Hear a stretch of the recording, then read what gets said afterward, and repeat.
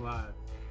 Let's do this. So I'm going to be streaming a little bit of Cspan right now. I think it's really good. I like to do it because it's actually, I agree with some people. I don't agree with other people. But being in the Army, I think it's very valuable for me to understand where people are coming from, regardless of if I agree with them or not. It's just a good idea to understand where the country is at right now. So I do provide some commentary to things that I hear, but for the most part, I just like listening. Political stance aside, like Republican, Democrat, I'm either or. I side with both at times. So while I'm watching and listening, I'm going to be working on my banner for Kick. So I have the dimensions. I'm just going to play around and see what I come up with. So I got to close this window. Hold on. Well, I'll start this and then I'll head on over. Good morning. It's Sunday, August 24th, 2025. A 3-hour Washington Journal's ahead. We begin with a question on how you picked your political party. New York Times analyzed years of American voter registration data and found the Democrats are quickly losing their long-held voter registration edge in states around the country. This morning, we'll dive into that story, and as we do, we want to hear from you. Let us know when and why you picked your political party. Here's how we split our phone lines. If you've only ever been a Democrat, 202-748-8000 is the number to call. If you've only ever been a Republican, 202-748-8001. If you've only ever been an independent, 202-748-8002. And if you've switched parties at some point in your life, 202-748-8003. That's the number you can also send us a text on, and you can catch up with us on social media. On X, it's at CSpanWJ. On Facebook, it's facebook.com/CSpan. And a very good Sunday morning to you. You can go ahead and start calling in now. This is the story from last week from the New York Times. The headline, the Democratic Party faces a voter registration crisis. They write the party's bleeding support beyond the ballot box. That, according to a new analysis. Shane Goldmacher is the lead reporter on that story. In the video he produced for the New York Times, he explains his findings. If you want to assess the health of a major political party, take a look at the voter registration numbers. And for the Democratic Party, it's not looking good. We looked at 30 states in America and Washington, D.C. that allow voters to register with a political party. And in those 30 states, in the last 4 years, the Democratic Party lost ground to the Republicans in every single one. Fewer people are now registered with the Democratic Party than there were on Election Day 2020.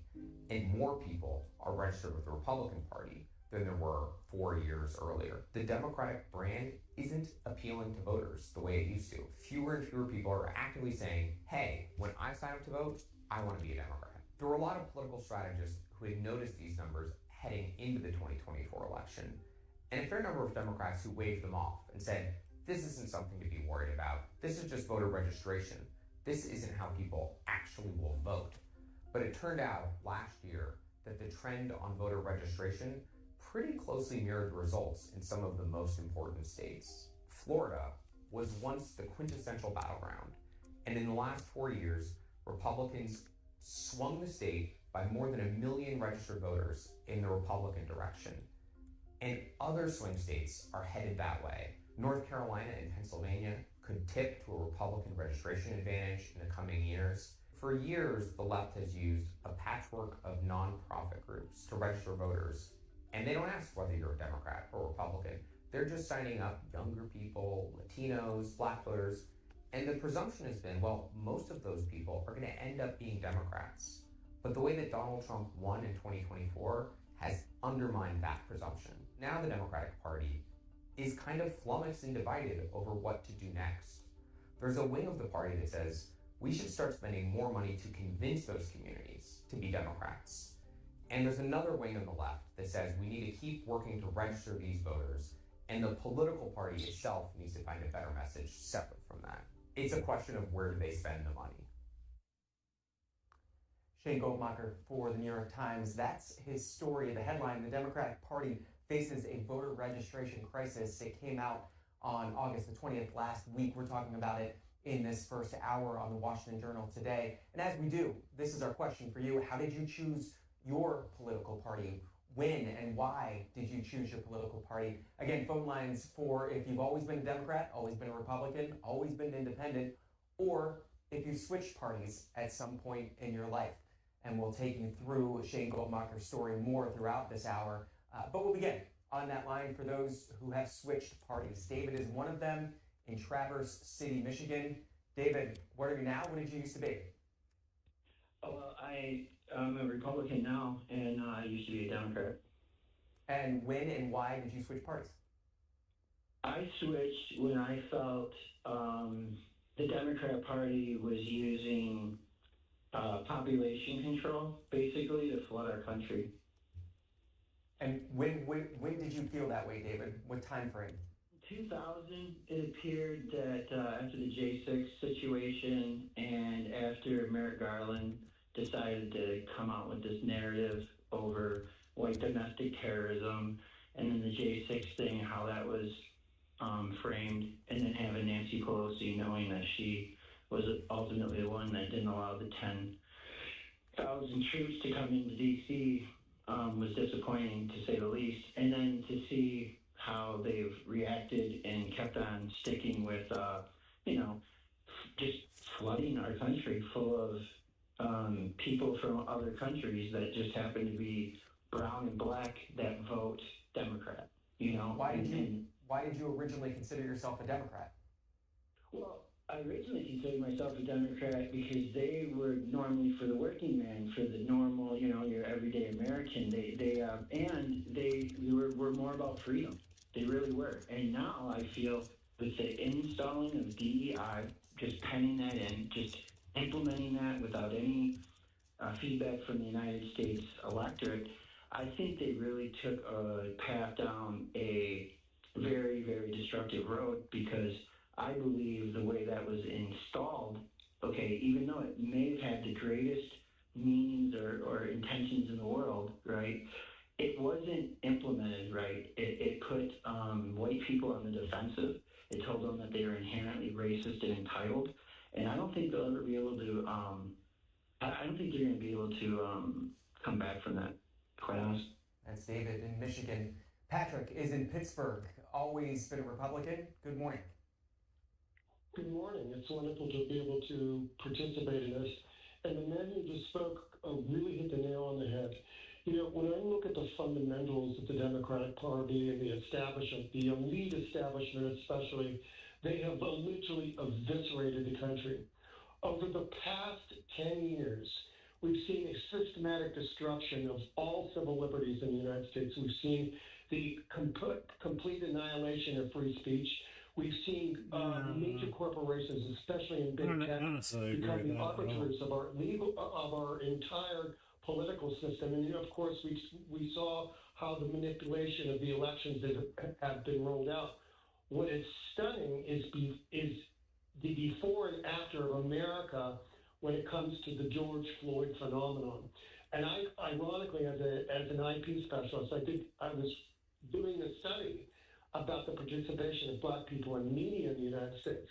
And this was before George Floyd's death. Now, if you look at the demographics of black people in media in the United States, over 40% of all media, this is across the entire board. So, 40%. Patrick, not to go down your media studies road, we're talking about voter registration now, and your story on voter registration. What do you think about those numbers from the New York Times? I'm completely unsurprised. When you are turning the United States into a dystopian European version, these numbers play out essentially. If you would let me finish, if you declare war on the entire 60% of the U.S. population, which is white, and you have now 80% of all commercials, 8% contain only black people in commercials in America. All right, gotcha point. That's Patrick. This is Carmen in Florida. You didn't want to go down that road. Always been a Democrat. Hey, how you doing? Yes, first of all, I was Democrat because my family was. I was also poor when I was a kid in Philadelphia. I was born and raised most of my life in Philadelphia City. And I have to say that it, like, from the last two comments, I'm kind of shocked. I really am. And then I'm not. And the reason is I'm a big advocate since the first Trump election, and the other gentleman highlighted a little bit on it, was corporations. Until we get the lies out of media, it's going to continue going this direction. I think there's a lot of people that are not bright enough to not understand how the politics works. And I really think that they think by swinging over to and especially young voters, swinging to the Republican group is like the in thing to do. It's like, it's going to support them, and it's not. The reason I'm still Democrat is because it does do everything for democracy and the working people. Oh.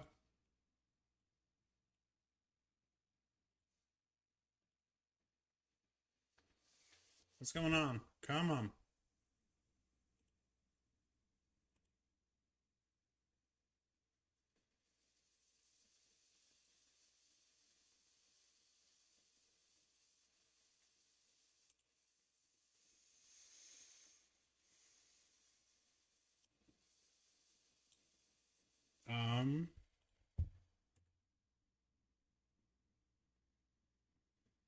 So we're at almost 10 minutes. Let's refresh this. Did my internet just go out? No.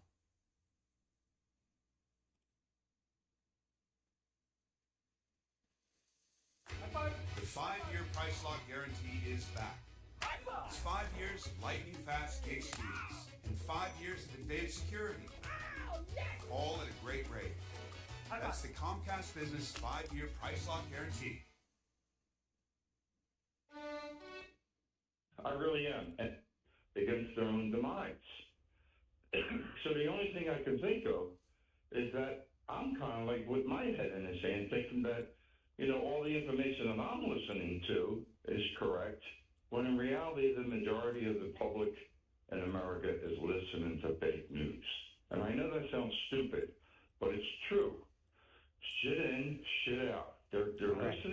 Got your point, Carmen. Don't need to use the language. You talk about younger voters. This is from that Shane Goldmacher piece that spurred this question this morning. More younger voters are opting for the GOP. The numbers look bad for Democrats among younger voters, he writes. People under 45 years old accounted for 65% of new registration in just the past 7 years, and a once sizable Democratic edge among those new younger voters has disappeared entirely. In 2018, nearly 2/3 of new registrants under 45 who had picked one of their two major parties were Democrats. In 2024, Republicans were an outright majority. Democrats lost ground among older new registrants as well, he writes, but the decline was far less severe. The Democratic share of new voters under 45 dropped 3 times as fast between 2010 and 2024 as data among older Americans. Again, Shane Goldmacher and New York Times digging into the 30 states and Washington, D.C.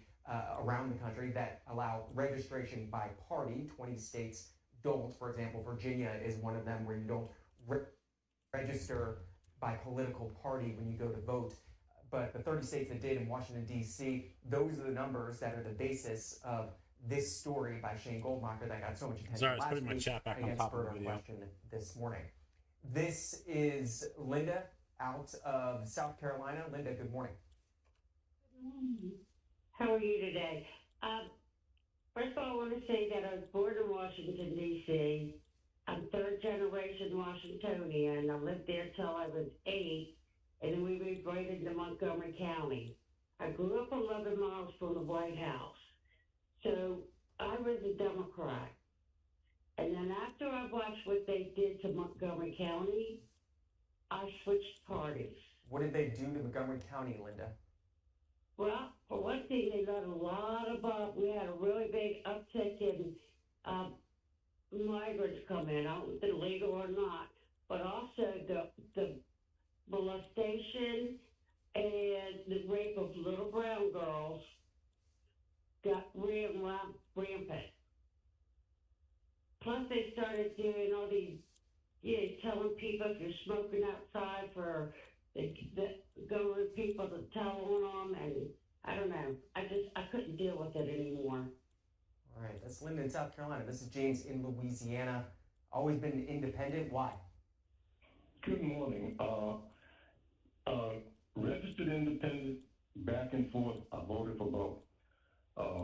I'm a black man in America, so for some reason I thought, I guess culturally, that I was supposed to be a Democrat until I graduated from college in '81. But I read an article that was written in 1968.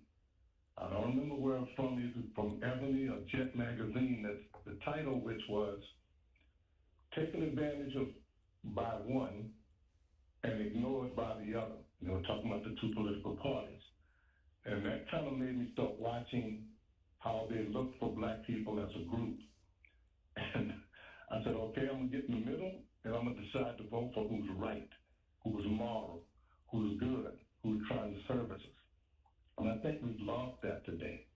And the callers before me seem like we're doing what I did wrong, is associating race and color with political parties. And I understand you can't do anything unless you win. But I think these parties are more worried about winning than doing what's right. And we don't have sense enough to understand that by dividing ourselves, we help destroying this experiment called democracy. James, has this philosophy worked for you? Yes and no. Do you feel like you're getting the elected officials that you want? Yes, but as with anybody, nobody's perfect, and I have had buyer's remorse or voter's remorse. But that's not the point. The point is, we should be trying to vote for people that are going to adhere with the program, that are going to adhere with the rules, our Constitution, and what's best for most of us, not just me and my pocketbook. We have to live in this thing together, in my opinion. James, thanks for the call. It's Harvey, Louisiana. Another James is in Florence, South Carolina. That line for folks who have switched parties in their lifetime. Go ahead. Hi, John. How you doing this morning? Doing well. Yeah, well, I used to be a Democrat. I voted for John Kerry. Then I switched to Republican. But I recently switched to independent because of a lot of stuff that Donald Trump is doing. I mean, using the National Guard the way he is, just a lot of the horrible decisions that he's making. Not to mention the fact that I'm the working poor. I make a little too much for food stamps, but I don't make enough to buy groceries. So I have to depend on food banks or go to the Dollar Tree to buy groceries. It's just a terrible situation no matter which political party you're shooting for. I'm independent because I see good on both sides and I see bad on both sides. It's just all up in the air right now as far as political parties go. James, you talked about the National Guard, Donald Trump and the National Guard. The lead story in this Sunday morning's Washington Post reads this way: the Pentagon has for weeks been planning a military deployment to Chicago. The planning, which has not been previously disclosed, involves several options, including mobilizing at least a few thousand members of the National Guard as soon as September to what is the third most populous city in the United States. Another troop deployment here, this time to Chicago. What do you think of that? I'm totally against it. The National Guard should not be used to fight in our own country. They're to be used to fight in other countries. It's James in South Carolina. This is Barbara out of Philadelphia. That line for those who have always been Democrats. Barbara, good morning. Hi, good morning. So I just don't, yes, I've always been a Democrat, but I never even got involved in politics, I'm ashamed to say, until I retired. And I'll explain why. I was busy. I I was was working, I busy. had 2 children. This is what happens. People aren't even understanding what's going on. And then I lost my insurance because my husband went on Medicare. He's 5 years older. All of a sudden, I have no insurance. And so I fought for the affordable health care under Obama. That was when you first got involved in a political cause, Barbara? Yeah. Because, all of a sudden I needed something. And unfortunately, it seems like that's the way with some people, me included, I'm ashamed to say. I needed something and all of a sudden became important. But be that as it may, I just don't understand why people are against the Democrat Party and for. I mean, how could you be for the Republican Party regardless of anything the Democrats are doing? If you look at everything Democrats gave people over the decades, Social Security, Medicare, Medicaid, the Democratic Elizabeth Warren established the Consumer Protection Bureau, or was involved in that heavily, that Musk and Trump just destroyed. Now, the Republicans want to take that all away. They want to take it all away. Just look at the big, beautiful bill, please, and Project 2025, and you will understand who these people are. The other thing people should understand, Republicans are all alike. I'm sorry, most of them are white, and maybe they're racist. I don't know. Barbara, what do you think of the gains? You said most of them are white. What do you think of the gains that Donald Trump made in the 2024 election, specifically in the Hispanic community, in the Black community? If your assumption is that they're all white or mostly white, how do you explain the appeal there when it comes to getting more voters among those groups than he did in his previous 2 attempts? Oh, gotcha. I think they were just disillusioned, and maybe they didn't understand what the Republican Party had in store for them. Maybe they didn't realize and know about Project 2025. Maybe they didn't pay attention to tariffs and what tariffs really are and what they really do. People, they don't pay attention to this stuff. I'm retired. I sit at the TV all day long, and I know what's going on. The other thing I wanted to say about... Well, Barbara, I've got more people waiting, but that's Barbara. It is definitely interesting hearing the people that I support. James, go ahead. As Good morning, John. Just Member want of to the say military. I was a Democrat when I was younger. I'm from Pittsburgh, but as time went on, I turned to the Republicans for one reason only. The Democrats are not for the working people today. And I know that Trump has his faults. Both Republicans and Democrats, they do. The main problem is no term limits. You have a bunch of 70 and 80-year-old people live in gated communities. Let's be honest. All they want is power and money.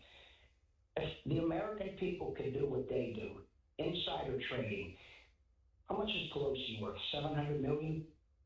I'm not sure the number's that high, James, but I don't have the numbers on me. I don't know. That's what I heard. But, John, the problem is Americans have to come together. The Democrats, what do they stand for? They've had 20 million people under Obama, and although Obama did get rid of 3 million, supposedly. I don't know what's wrong. My computer's going crazy. 10 to 20 million.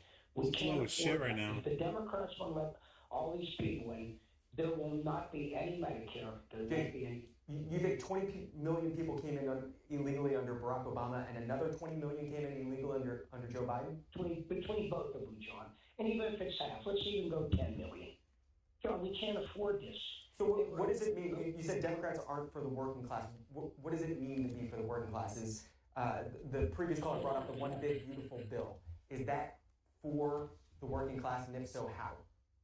Okay, for example, if Kamala Harris would have gone in, if you own property and you sell it, she didn't want 20%, she wanted 40% taxable. Who is going to invest in any property to try to get a return on it if you lose 40 cents out of a dollar to the government? And then the illegals, they get food stamps. They're up in New York, Roosevelt Hotel, $500 a night. We're $37 trillion in debt, John. Let's just be honest. The Republicans and the Democrats, they're never going to solve the problem. But at least for right now, Trump is doing something. We needed the tariffs because all the other countries say that we have nothing here but money. And then when these people come here, they understand they have to go to work to make a living, then things change. That's James in Pennsylvania. This is Shane Goldmacher, who showed you the video he made for the New York Times. We showed you a story on the New York Times. Here's his series of tweets about this story. Again, it got a lot of attention last week when it came out on August the 20th. The story, again, analyzed the 30 states plus Washington, D.C. that allows for partisan registration.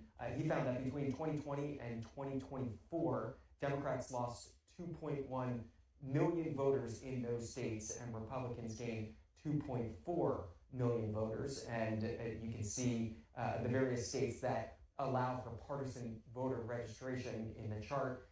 The story dives into specific states. In North Carolina, Republicans erased a roughly 95% of the registration advantage that Democrats had held in the fall of 2020 as of this summer. The Democrats' edge is now less than 17,000 in the Tar Heel state. That's down from nearly 400,000 in the year 2020. Then there's Pennsylvania, the quintessential battleground, he calls it. Democrats had a registration advantage of 517,310 among active voters in November of 2020. As of this summer, that advantage just down to 53,303. Democrats, again, with historic voter registration advantages in most of these states. And Shane Goldmacher has tracked how that's changed and changed pretty dramatically, specifically in the past 4 years. This is Ed, back in Philly. Good morning. Ed, you with us this morning? You know, I call it the change party's line because I'm recovering from my life, and I'm finally ready. I didn't vote in the last election, but I am finally ready to just go ahead. I have declared myself an independent, waiting for a third party to finally emerge, or I will vote for the Democrat because I'm tired of this cognitive dissonance and the things that the Republican Party claims to stand for are just simply no longer the case. Fully. So I got my YouTube that I'm watching the videos on, but then I have C-SPAN on this side, so I'm constantly going back and forth. I'm listening, but I'm watching the videos too. Those margins are dwindling. I would say that it's largely because the people who constitute the base of the Democratic voters, the younger people, the issues they are concerned with, their quality of life, the genocide in Gaza, trying to hold people who are blatant violators of the law accountable. None of those were addressed during the last election cycle whatsoever. And I would also argue that some of the younger people who were leaning conservative and becoming more fascinated with not classic conservatism, but this sort of social media, Instagram Reels version of conservatism. I think that the source of that is owed to the headlock that our discourse is being held in by tech companies and the algorithms that feed people information that is based strictly on extreme feelings. And what is that social media Reels version of the party, and how is it different from the actual party in your mind? Well, I would say, for one thing, John, that it would previously have been unthinkable to have the White House's public affairs office via Twitter post a AI-generated meme of a crying woman who is about to be deported to a country that she never lived in, and with like alternating upper and lowercase letters and saying stuff like "cry more, live." I mean, like the bar is very low in terms of discourse, and we have Fox News and Big Tech and Donald Trump to thank for that. But the thing is that this man won't be president forever, and we're all going to have to clean up this mess eventually. And I think, honestly, that many of these young people are really just lining up to try to get their piece of the pie once this sort of Putin-esque oligarchy that Trump has set in motion fully takes effect. Like, it's really all about money. And you said you're waiting for a third party to emerge, or an independent party, I think you said, to emerge. When do you think that happens? Will it happen? Well, I would love to see a party that actually tries to organize people based around the idea of a more perfect community, the idea of actually unifying people towards a common purpose, and something that can speak in actual truth about rejecting what the Republican Party has been chasing since Ronald Reagan said, "Make America Great Again," which is to say a past that never existed, a world that exists solely in fiction. The reason why some of these young people are lined up and embracing, what they're embracing is the reality of what modern conservatism offers them, which is brutality and cruelty. Those are the results that they are seeing. That is the dopamine that they are getting vis-a-vis the smartphone channels. It's the same principle. It's things that they can experience triumph from, but they don't have to actually get their hands dirty with. But that can only last for so long. You just discussed National Guard troops. I read that the HECSEP is going to allow the troops in D.C. to be holding firearms. And they're talking about sending people to Chicago. This is blatant violations of the Posse Comitatus Act. We have laws for this. Do we not? That's what I would love to see a third party. I would love to see someone hold these people accountable and speak truth to the lies. And I think that's what we all want. That's Ed in Philadelphia. Back to the Pelican State. This is Jane in Kenner, Louisiana. Has always been a Democrat. Why? Actually, was born in the 50s, and I grew up in the 60s. My parents were military, so I never even understood segregation until I got back to the United States and out from the area of the military, which is always been integrated, at least as far as kids were concerned. But then in the 60s, the civil rights and the marches and everything like that, the 70s with the anti-war business, all of this is very democratic, and I've marched and everything. In the 80s, I think we got Internet Live. Really I got a pretty good computer. That have not been Comcast answered. or Xfinity They sucks. don't even use the word "that's a lie" on the news channels, knowing full well that 50,000 people have just invaded, Washington D.C. That's a lie, and just come right out and say it. And it's just gotten worse with with George Floyd and videos of PD with police officers and stuff beating up people. And then when the 2000s came in, there was healthcare and infrastructure and clean air and clean water and all this really great stuff that for some reason or another the Republicans went, no thank you. And they proceeded to downgrade everything that the Democrats have tried to do for people. That's Jane in Louisiana this morning. We've been focusing on this New York Times story that got a lot of attention, talking about voter registration trends, and they specifically looked at the 30 states where you can register by party. Those trends changing dramatically in Republicans' favor, especially over the past 4 years, though, as Gallup notes, that Democrats still hold an overall advantage in party affiliation. Their latest look finding that those who identify or lean Democratic account for 46% of Americans. Those who identify or lean Republican account for 43%. Those numbers ticking up in this most recent report from Gallup. Here's their analysis of those numbers. American party affiliation has flipped back towards the Democratic Party after the Republican Party had held advantages for most of 2023 and 2024 when they polled on this.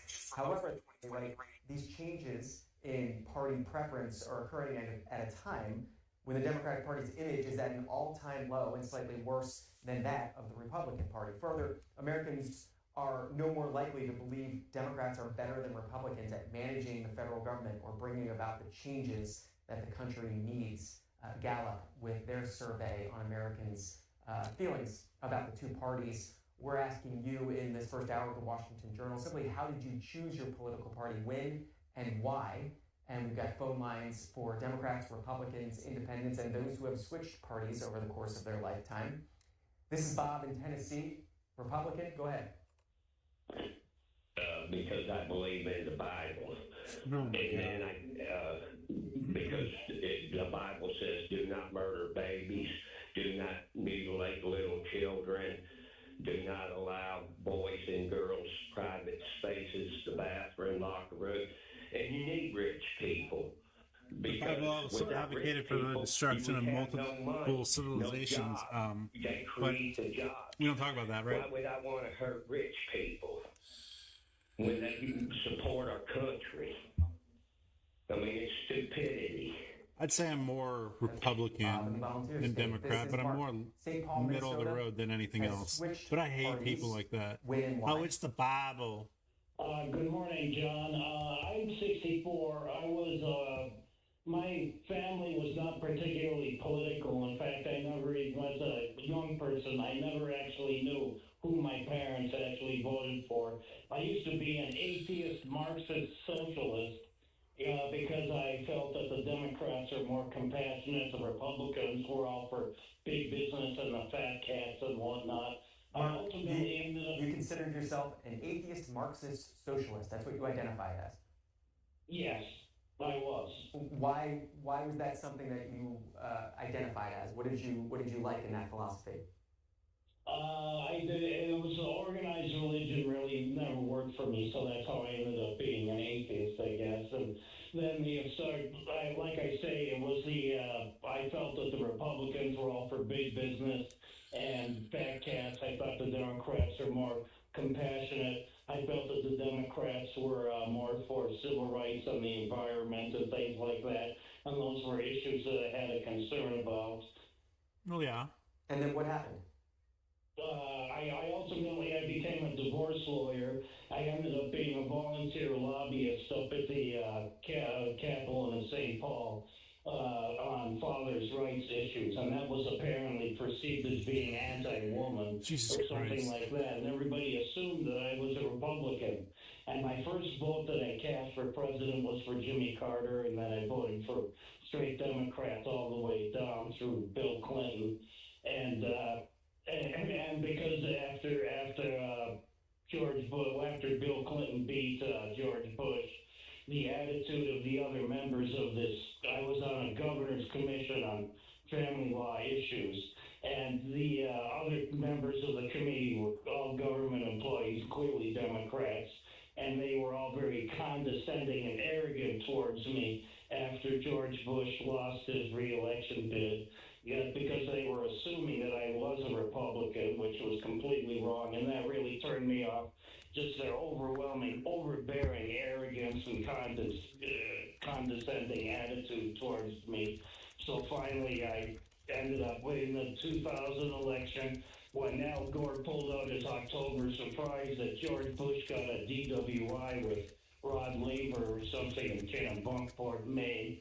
I was just so disgusted by that. It's like, so you're stooping to this level to try to win an election? It really turned me off. I ended up voting for George Bush II.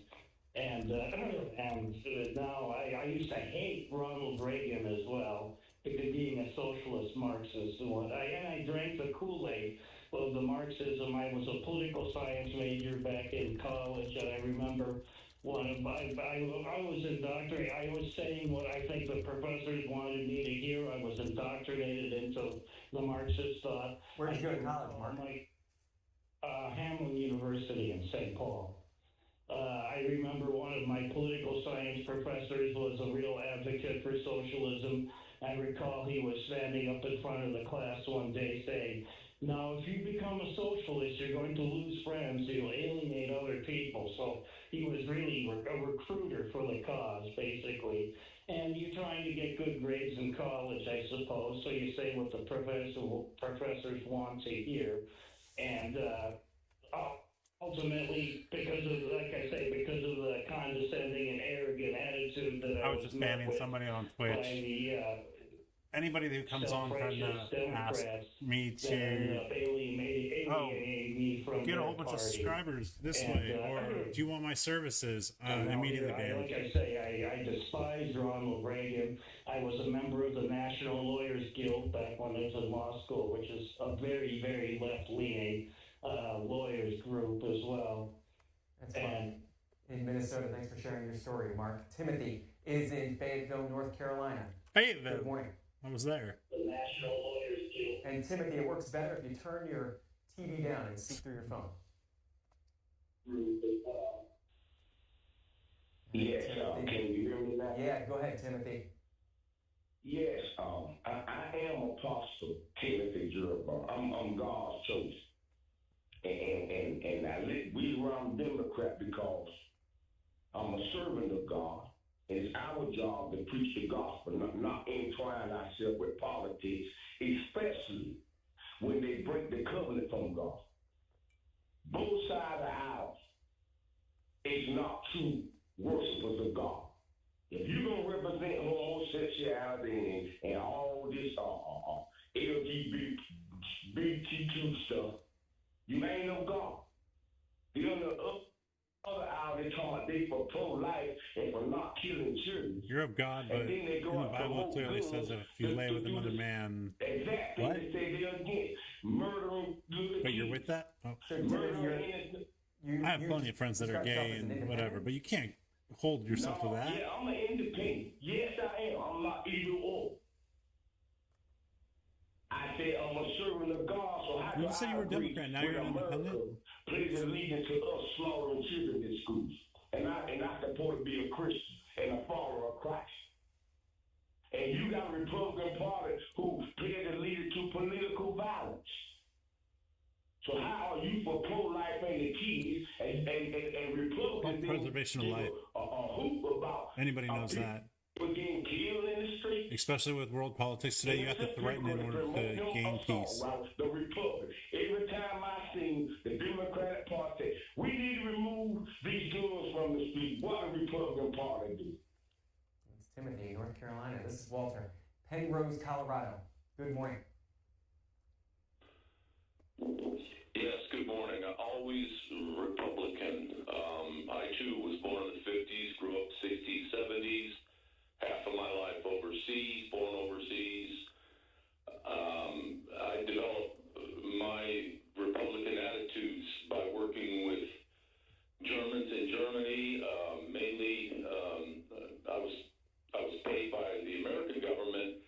And at that time, the Germans My dad was in the army in the early 90s, and we were stationed in Germany. Reparations for rebuilding their country, and long story short, they usually had about twice the amount of holidays that I had. So a good dozen days out of the year when I was working, I found myself working all alone because all the Germans had holidays. And, you know, I'm not against paying taxes, but not half of what I earn. Which is the attitudes developed by Europeans and even Canadians. And it's just, a lot of these people think these entitlements are free. Well, they're paying for them. And I saw what it did to the German people. It turned them from an industrious, energetic people to a country of lazy bones. They still make good products, but their working attitudes and stuff like that. Look at the roads over there. They're amazing compared to ours. And the Democrats morale's higher all around the world in different countries. Republicans are for the rich, they're racist. When you come over here, we get more money in our paychecks because we work longer hours and we pay less in taxes than everybody else. Walter, when was the last time you were overseas and interacting with foreign workers? Well, that was in the 70s. I graduated in the mid-70s, but I have interfaced with German people here in the United States on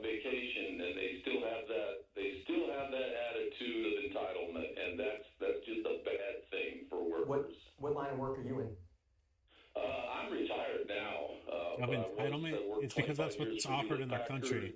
Then after that, the Department of Corrections here in If you the go over to state, Thailand, and, but I've been retired. you for try the to buy last 6 meat from a years. grocery store, you feel entitled to get something that's frozen or refrigerated, frozen, something like that. They keep all their meat out in the open. By this Different standards. Look at voter registration numbers across the country. The 30 states who allow voters to register by party. The headline of their piece: the Democratic Party faces a voter registration crisis. Here's one of Shane Goldmacher's findings from that study, looking at the gender gap being a growing problem for Democrats.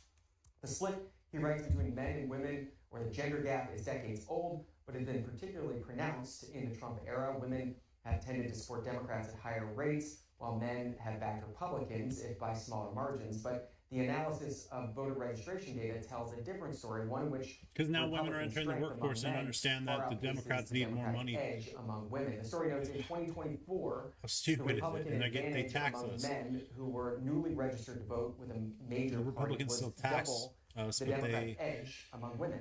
More than 60% have of different men who agendas. registered with a major party became Republicans in 2024, while only 55% of women became Democrats. That's roughly a 10-point edge for Democrats among new female voters. Last year, it's down drastically from 2018, when the party enjoyed a gargantuan, he writes, nearly 38 percentage point advantage. Just one of the findings of that study of voter registration data. This is Cindy out of Lexington, Kentucky. On that line, for those who have switched parties, when and why? Yes, John.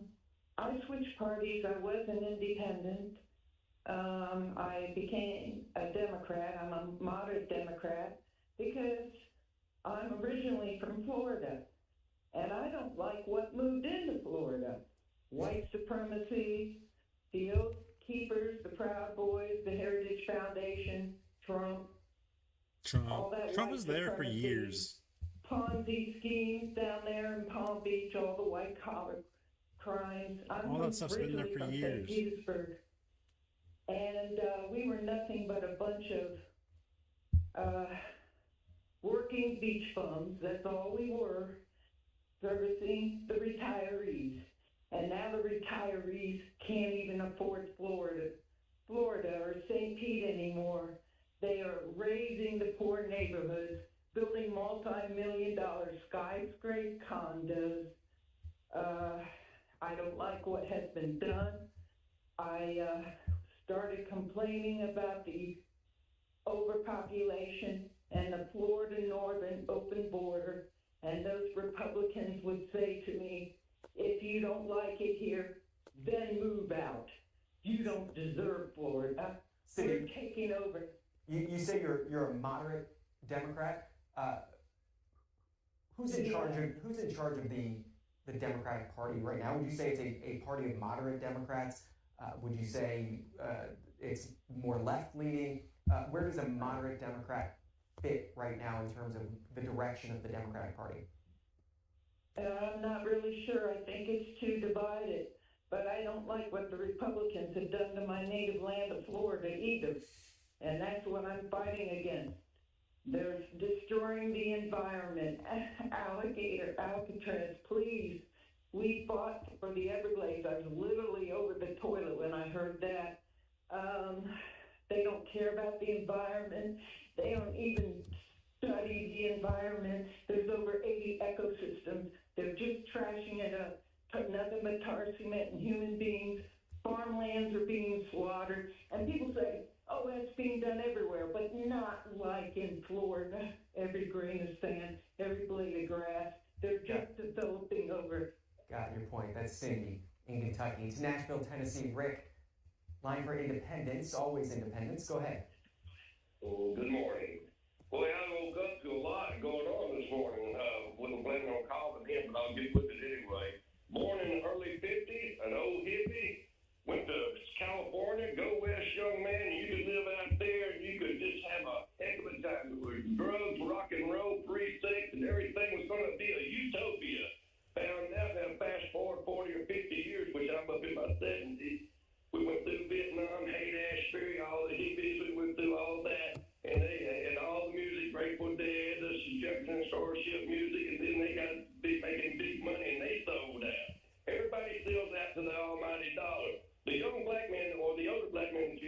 few callers back. He was exactly right about overseas. And you come to this country, you work, and all. When I was growing up, the rich were the Republicans, the poor were the Democrats, and the only Democrats that really had any money was the one that were lucky enough to have a family member or knew somebody that would get them a good union paid job, whether it was in the government or whether it was in a private sector like the construction job. Now you fast forward to today, you got these far left progressives that are going overboard with everything. I want a Democratic Party. I want a Republican Party. I want it to be right in the middle where we can communicate. But there's no communication no more in this country. When was the last time we were able to communicate? When was the last time I was able to communicate? No, when was the last time we were able to communicate with each other, where the two parties were able to communicate with each other? I would say it was probably somewhere around the early 80s and mid 80s is when it really started falling apart. Because see, what happened is the people that came back from the wars had trouble getting jobs even then. You're seeing it today with some of the stuff going on. So Rick, we've been falling apart for 40 years. We've been falling apart for a long time. It's just now caught up with us.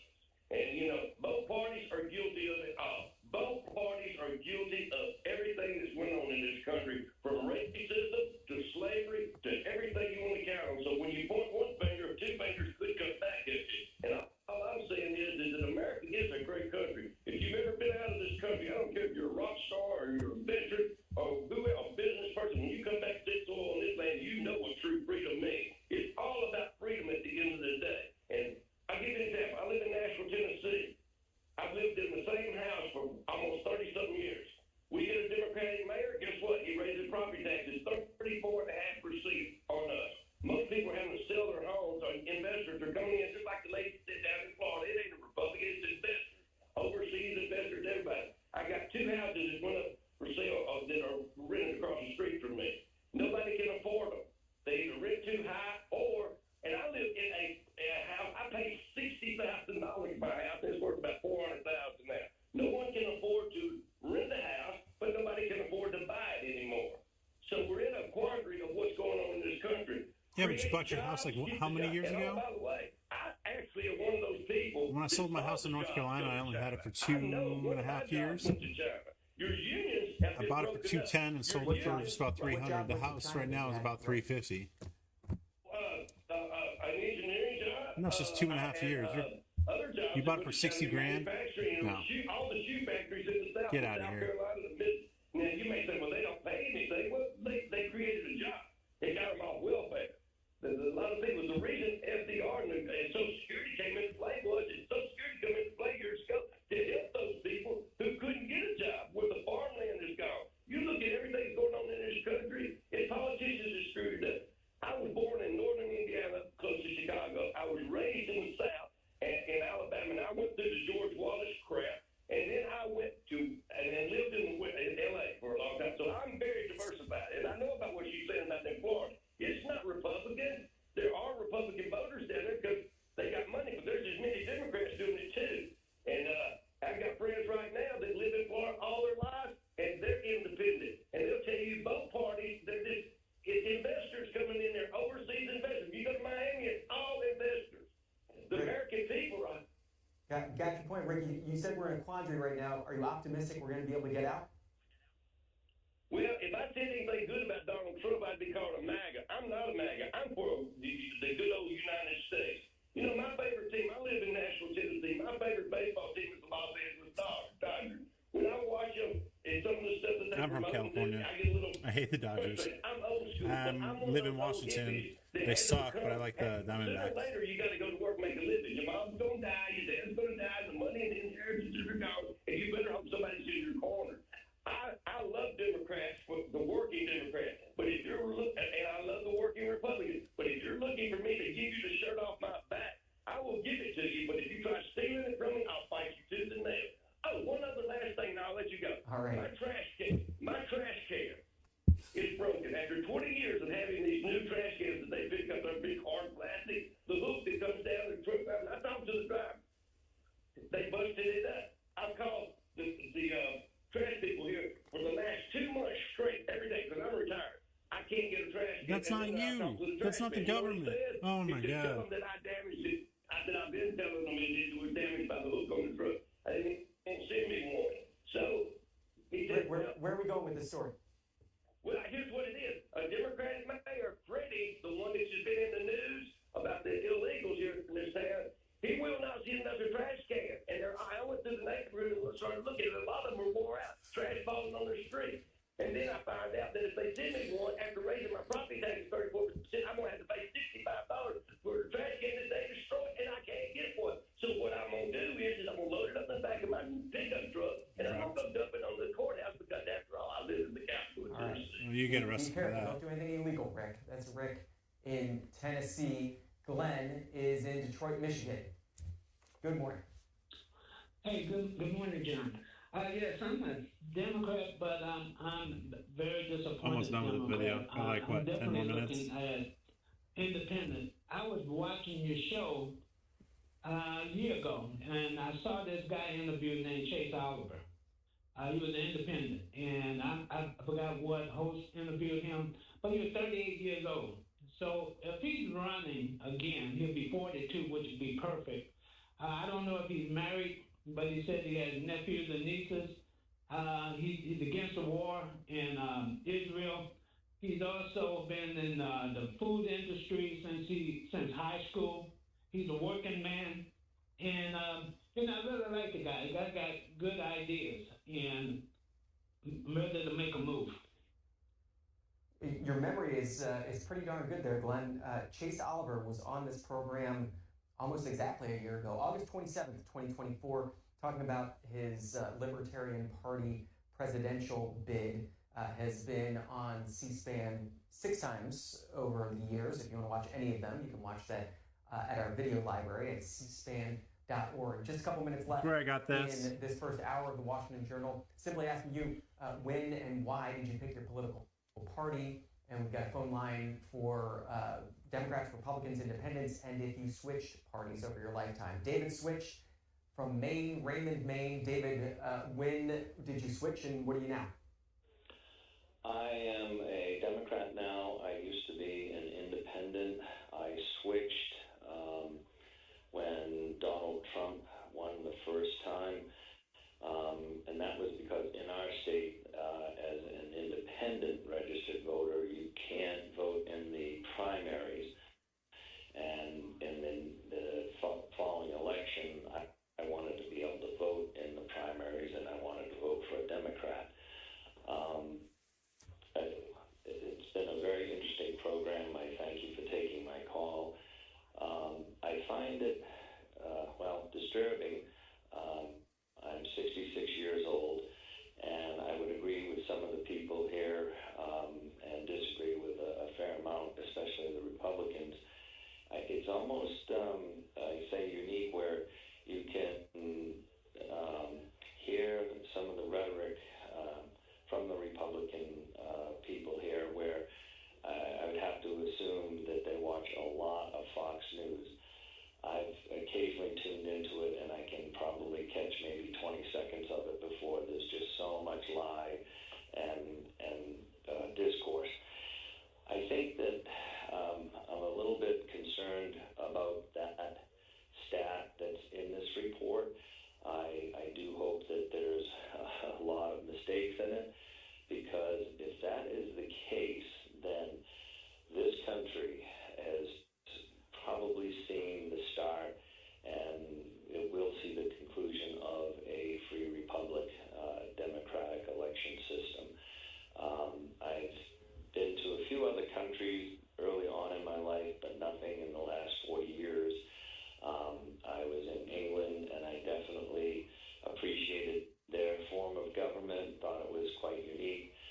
But I really think that I am absolutely amazed that Trump won a second term, given his all of the lies and just the craziness of the incompetent people that he's put in this second administration. I don't know. I fear about this country, and I do hope that stat changes really quickly. But David, you said you hope the numbers are wrong. Shane Goldmacher, a pretty darn good reporter in certainly shows his homework when he does these kinds of stories. There's data that you can link to in the story, but here's a little bit more from the story just to get your take on this. And this is looking at specifically battleground states in America. Between 2020 and 2024, the Democratic Party lost its long-held registration advantage in states such as Florida and New Hampshire. According to state records, that means registered Republicans now outnumber registered Democrats in those states. If the current trend holds, more states are going to flip. Nevada briefly tipped into the Republican column this year, though it has seesawed in the months since, with Democrats now clinging to just a 3,700 It's funny how they were claiming that all the Democrats, Democratic edge in the swing states has been vanishing. 5.3% Republicans cheated during the election, and then now everybody's flipping over to Republican. I didn't vote at all. I don't have a say. But it's just entertaining. 4.5 percentage points erased But in Nevada. it would have been entertaining whether if it was Republicans or Democrats and Republicans the other way around. The Republican advantage has now swelled by 3.9 percentage points in 2024. Right. Well, and I don't, I'm not going to disagree with his findings because obviously he's done thorough work on it. I guess it's part of the optimism in myself here with these types of polls or data investigations where I do hope there's a certain amount of percentage that aren't showing up. But I also wonder if there's a manipulation on the Republican side, as we're seeing it currently with all this gerrymandering, is also the rules that some of these Republican states are putting in effect where they're denying or they're erasing people from the voter registration and forcing them to go through hoops in order to re-register. And, of course, that probably disappoints a lot of people. But one thing's for sure, I'm glad that C-SPAN is still around, and I hope that Trump doesn't somehow find a way to eliminate your program or make it become a fascist one. That's all I can say. And have a wonderful day, folks. And I do hope this country can resolve its issues here in a quicker fashion than they are doing it right now. Thanks. That's David in Maine, and he's our last caller in this first hour of the Washington Journal. Stick around, though. Plenty more to talk about this morning a little later on. All right, that's interesting. It's interesting just to hear the perspective of the individuals that aren't. I can't talk. Holy crap! It's interesting to hear the perspective of individuals in our country, and being in the military. Like, it's the people I support. I don't hate anybody. I don't identify as Republican or Democrat. I'm kind of in the middle, but it's. I like being aware of our political landscape. So, sweet. I think I'm going to be taking tomorrow off. Tomorrow and Tuesday off, and then I'm working from early in the morning to about midnight on Wednesday. So I'm going to try to be back on Thursday. So, sweet.